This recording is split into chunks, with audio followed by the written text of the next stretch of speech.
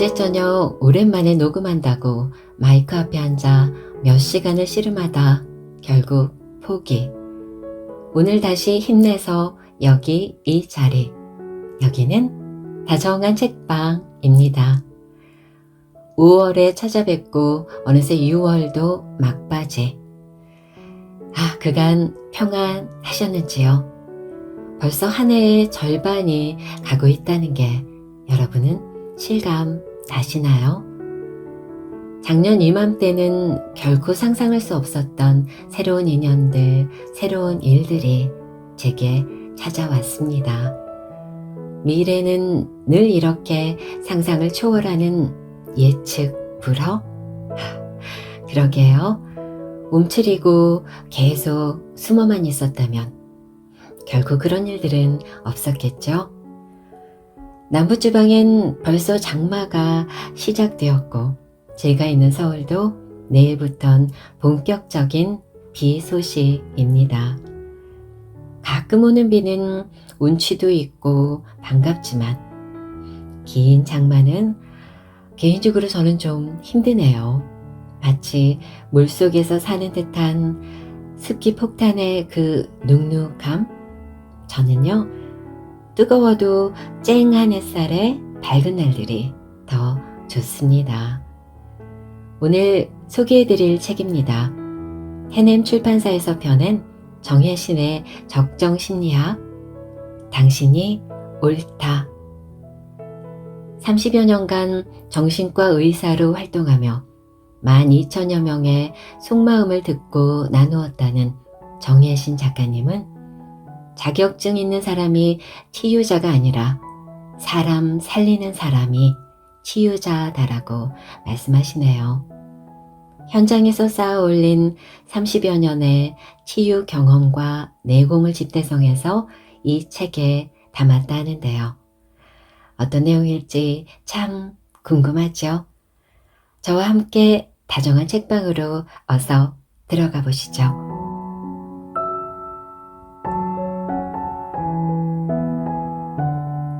프롤로그. 소박한 집밥 같은 치유, 적정 심리학. 어떤 단어가 사냥매처럼 마음속에 내리꽂히거나 저녁 강물처럼 흘러 들어올 때가 있다. 적정 기술이란 단어가 그랬다. 이런 사람 살리는 개념이라니 심플하고 아름다웠다. 매혹당하지 않을 도리가 없었다. 아프리카 어느 마을. 식수가 부족해 아이들은 아침 일찍 물동이를 지고 물을 길러 나선다. 몇 시간을 걸어가서 물을 길어 이고지고 되돌아오는데 아이들의 불완전한 걸음과 부실한 물동이 때문에 절반은 돌아오는 동안 흘러서 사라진다. 그 딱한 사정을 접한 디자이너가 사람들과 힘을 합쳐 큰 드럼통 모양의 물통을 만들었다. 그 후 아이들의 삶은 달라졌다. 아이들은 물을 꽉 채운 물동이를 놀이하듯 굴리며 돌아온다. 더 짧은 시간에 더 많은 양의 물을 운반할 수 있는 것은 물론 저장도 가능하게 되었다. 마을 주민들의 삶도 달라졌다. 아이들은 물 깃느라 갈 수 없었던 학교를 다닐 수 있게 되었다. 아주 간단한 물통 디자인 하나가 바꿔놓은 일상의 기적이다. 흔하디 흔한 적정 기술의 한 사례다. 일상에서 배고픔이 해결되지 않으면 짜증이 많아지거나 폭력적으로 변하거나 무기력해진다. 마찬가지로 삶의 바탕인 인간관계의 갈등들이 해결되지 않고 쌓이면 마음도 엇나가고 삶도 뒤틀린다. 안정적인 일상을 위해서 꼭 필요한 것이 집밥 같은 치유다. 집밥 같은 치유의 다른 이름이 적정 심리학이다. 적정 심리학의 핵, 공감. 거의 모든 심리적 어려움의 원인을 뇌에서 찾고 있는 이 시대에 나는 공 모양의 물통처럼 소박하지만 강력한 위력을 지닌 심리적 힘을 말하고자 한다. 그 힘은 즉시 작동한다. 약물 치료보다 더 빠르게 사람 마음을 움직이는 힘이다. 삶의 고통에 실질적으로 대처하는 실용적인 힘이다. 그 힘의 중심이 공감이다. 왜 우리는 아픈가?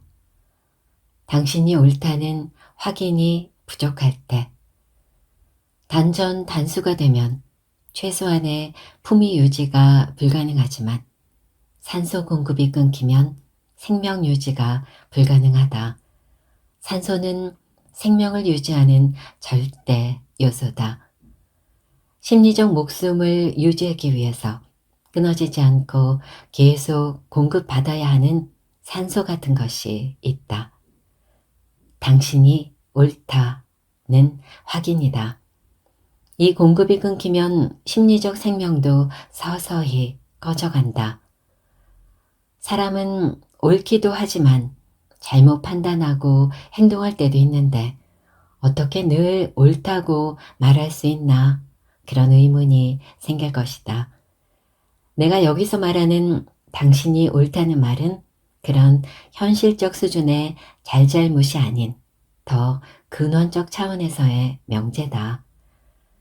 부모와 사이가 좋지 않은 17살 A는 집에 들어가고 싶지 않은 날이면 밤거리를 배회하며 이 친구 저 친구에게 전화를 한다.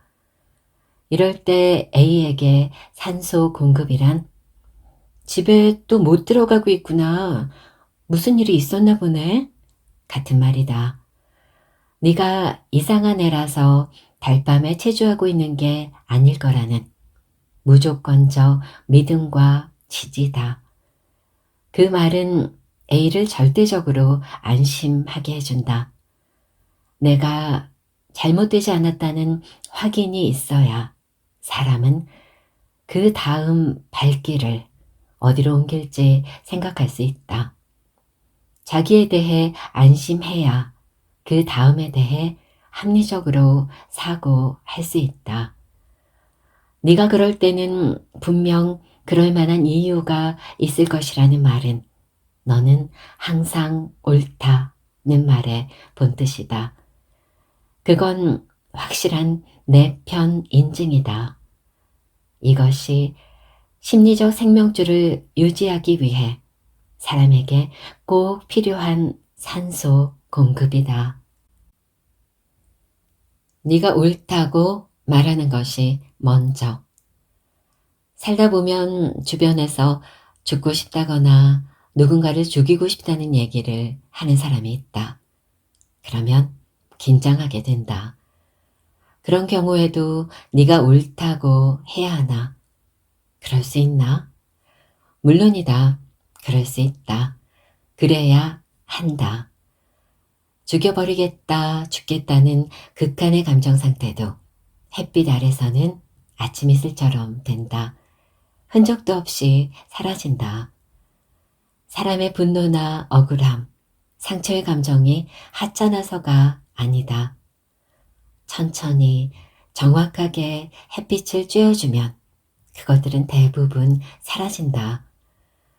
집을 나가겠다, 일을 때려치우겠다, 죽겠다, 죽이겠다는 말에 네가 그러면 되느냐, 그러면 안 된다는 류의 말들은 절박한 사람의 말귀를 제대로 알아듣지 못하는 사람의 반응이다. 사람은 괜히 집을 나가지 않으며 괜히 죽고 싶은 마음이 들지 않는다. 하물며 괜히 사람을 죽이고 싶은 마음이 들 수는 없다. 그런 얘기를 꺼냈을 때는 그렇게 생각하지 말아야 할 이유를 스스로 100가지 이상은 찾아본 이후다. 그래서 나는 언제든 우선적으로 그 마음을 인정한다. 그런 마음이 들 때는 그럴 만한 이유가 있었을 거라고. 그러니 당신 마음은 옳다고. 당신이 옳다. 온 체중을 실은 그 짧은 문장만큼 누군가를 강력하게 변화시키는 말은 세상에 또 없다. 심리적 CPR, 지금 우리에게 절실한 것. 충주평판 날리지 말고 공감하라. 누군가 고통과 상처, 갈등을 이야기할 때는 충고나 조언, 평가나 판단을 하지 말아야 한다. 그래야 비로소 대화가 시작된다. 충주평판은 고통에 빠진 사람의 상황에서 고통을 소거하고 상황만 인식할 때 나오는 말이다. 알지 못하는 사람이 안다고 확신하며 던지는 말은 비수일 뿐이다. 그때 필요한 건 내 말이 아니라 그의 말이다. 그의 존재, 그의 고통에 눈을 포개고 그의 말이 나올 수 있도록 내가 그에게 물어줘야 한다. 자신의 고통과 연결되어 있는 사람이 존재한다는 걸 알면 사람은 지옥에서 빠져나올 힘을 얻는다. 사흘 전에 자살 시도 이야기를 꺼냈던 그녀의 나 이야기를 들으며 내가 한 일을 복기해 보자. 내가 한 어떤 반응이 그녀를 건져 올렸던 것일까? 그녀가 말을 꺼내기 전 주저하던 몇 초간의 침묵, 찻잔을 잡을 때 순간적으로 떨리던 그녀의 손, 유창하게 말하던 사람이 갑자기 저기를 반복하며 버벅대던 순간을 나는 방해하지 않고 기다려 주었다. 그녀에게서 눈을 떼지 않고 집중했다. 그녀가 불편해하는 것을 덜어준다고 화제를 돌리지 않았다. 그 순간 그녀의 멈칫과 버벅거림은 매끄러운 기계음만 나오던 마이크에서 처음으로 들린 그녀의 육성이었다. 그녀의 나가 수면 위로 처음 머리를 내민 순간이었다. 누군가의 존재 자체를 만나는 일은 언제나 반갑고 귀하다. 자기 존재가 있는 그대로 수용되는 순간은 당사자가 누구보다 즉각적으로 감지한다. 생명의 본능이다. 내 고통에 진심으로 눈을 포개고 듣고 또 듣는 사람. 내 존재에 집중해서 묻고 또 물어주는 사람. 대답을 채근하지 않고 먹먹하게 기다려주는 사람이라면 누구라도 상관없다. 그 사람이 누구인가는 중요하지 않다. 그렇게 해주는 사람이 중요한 사람이다. 그 한 사람이 있으면 사람은 산다. 공감의 허들 넘기. 진정한 치유를 가로막는 방해물. 충족되지 않은 사랑에 대한 욕구. 사랑 욕구는 아기 때부터 시작해서 늙어서 숨이 먹기 직전까지 인간이 한결같이 갈망하는 것이다. 예외가 없다. 욕구의 표현 방식이 세련되어지거나 욕구 충족의 대상이 달라질 수 있지만 총량 자체는 줄지 않는다. 줄어들 수 없다. 사랑 욕구가 일생 동안 쉬지 않고 안정적으로 채워져야 피폐해지지 않고 살 수 있다. 몸이 산소와 음식이라는 동력원으로 움직이듯 마음은 사랑 욕구가 채워져야 움직인다. 사랑과 인정 없이는 제대로 살아갈 수가 없다. 나이가 들면서 사랑에 대한 욕구에 덜 휘둘리며 품위 있게 사는 노년도 있지 않나 생각할지 모른다. 그렇게 보이는 사람이 있을 순 있어도 그 이유가 욕망을 잘 절제해서라거나 욕망 자체가 줄어서가 아니다.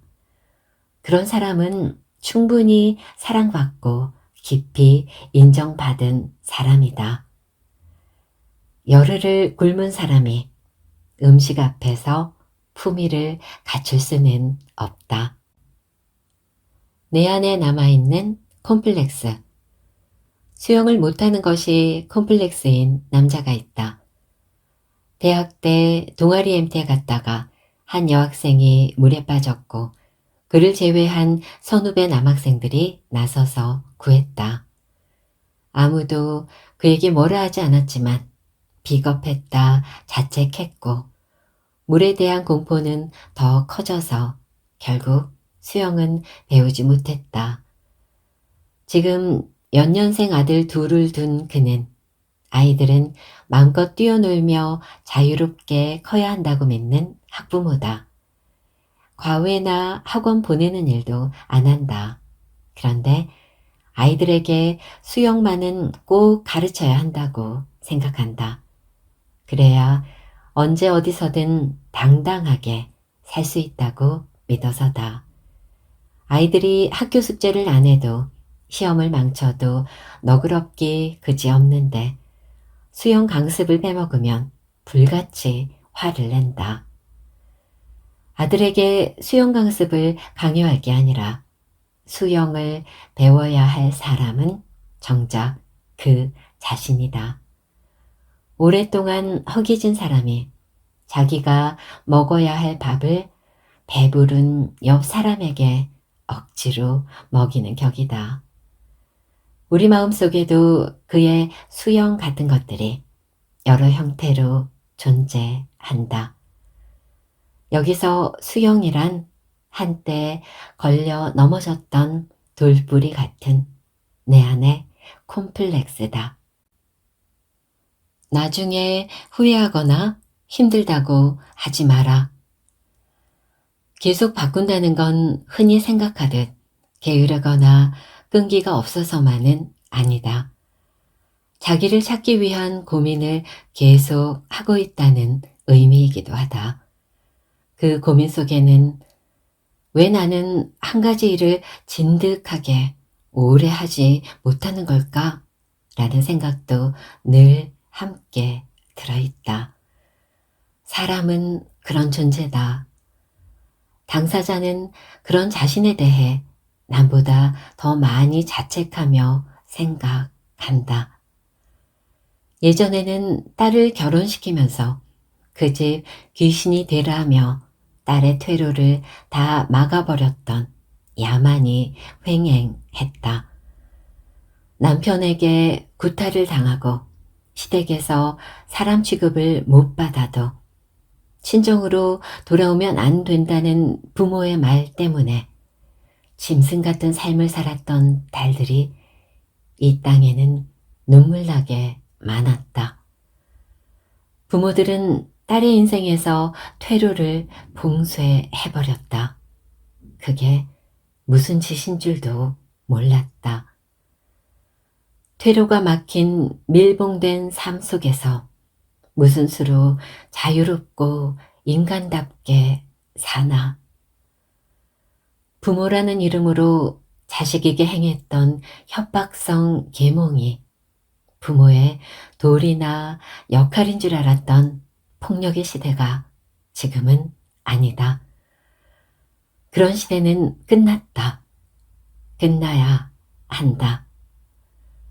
옆에서 누가 채근하지 않아도 내가 선택했으니 내가 책임져야 하는 게 아닐까라는 생각을 지나칠 만큼 하는 것이 사람이다. 누가 애써 일러주지 않아도 그런 식의 바르고 옳은 생각들은 우리 사회의 공기처럼 자리 잡은 명제다. 옆에 있는 사람, 사랑하는 사람이 해야 할 일이 있다면 공기처럼 강박적으로 스며드는 그런 생각들에 당사자가 휘둘리지 않도록 도와주는 것이다.